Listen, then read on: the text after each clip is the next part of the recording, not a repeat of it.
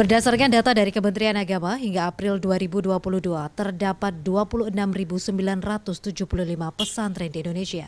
Provinsi Jawa Barat menjadi provinsi terbanyak pesantrennya dengan jumlah 8.343 pesantren atau sekitar 30,92% dari total pesantren nasional. Disusul Provinsi Banten dan Jawa Timur di mana masing-masing berkisar 4 ribuan pesantren. Dari keseluruhan pesantren di Indonesia, terdapat 2,56 juta santri.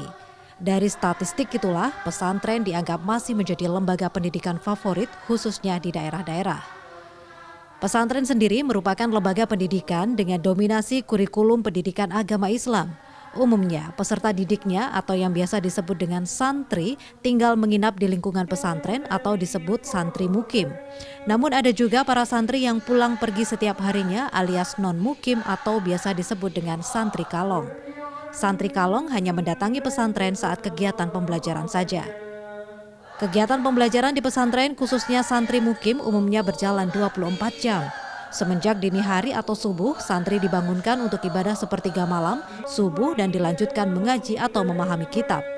Kegiatan selanjutnya bisa dikombinasikan dengan pendidikan formal, dilanjutkan pendidikan agama hingga malam, hingga santri bisa beristirahat. Dengan durasi pembelajaran yang panjang dan masuk dalam kehidupan keseharian inilah, maka pendidikan di pesantren tidak hanya masalah agama. Apa yang dinamakan tata krama, apa yang dinamakan sopan santun, etika, saling melengkapi, gotong royong.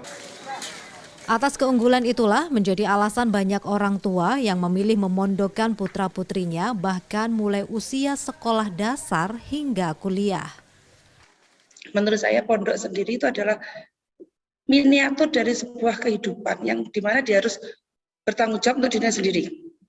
Baik dalam apapun permasalahan dia harus mandiri. Seperti itu. Tujuan saya memang terutama bagi kami yang bekerja tidak bisa mengawasi anak dalam waktu 24 jam. Dan secara psikologis itu anak itu akan lebih lebih untuk percaya, nurut dengan orang lain daripada orang tuanya kalau dari sisi psikologisnya seperti itu. Kultur di pesantren pun kebanyakan menekankan adanya ketaatan yang tinggi kepada pengasuh pesantren.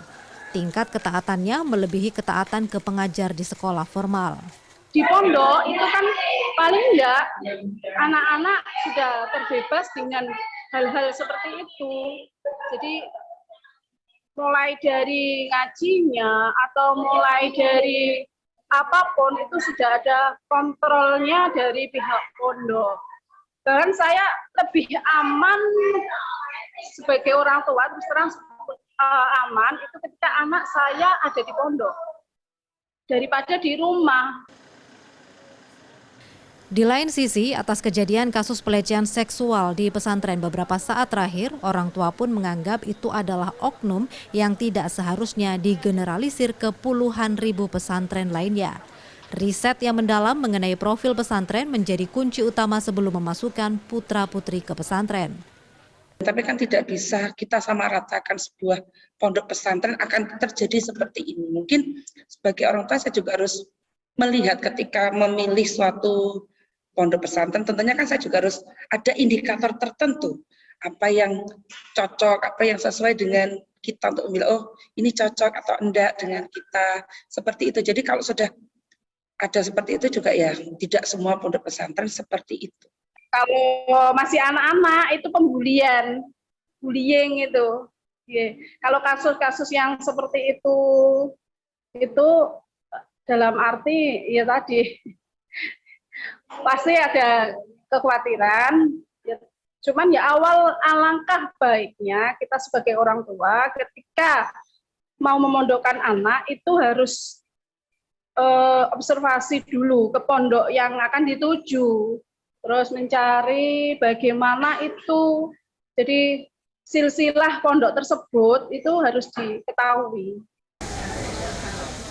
Pesantren juga dikenal sebagai instansi pendidikan yang memiliki keragaman biaya, mulai dari berbiaya tinggi hingga sangat terjangkau bagi kalangan menengah ke bawah. Pembiayaan di pesantren melingkupi biaya pendidikan hingga kebutuhan sehari-hari santri. Sebagian pesantren melakukan pembiayaan secara mandiri dari unit usaha yang dilakukan oleh manajemen pesantren. Masih kuatnya jaringan pendidikan pesantren di daerah, diantaranya karena masih dekatnya kultural dan ramahnya pembiayaan. Wida Subianto, Herudwi Sudarmanto, Surabaya, Jawa Timur.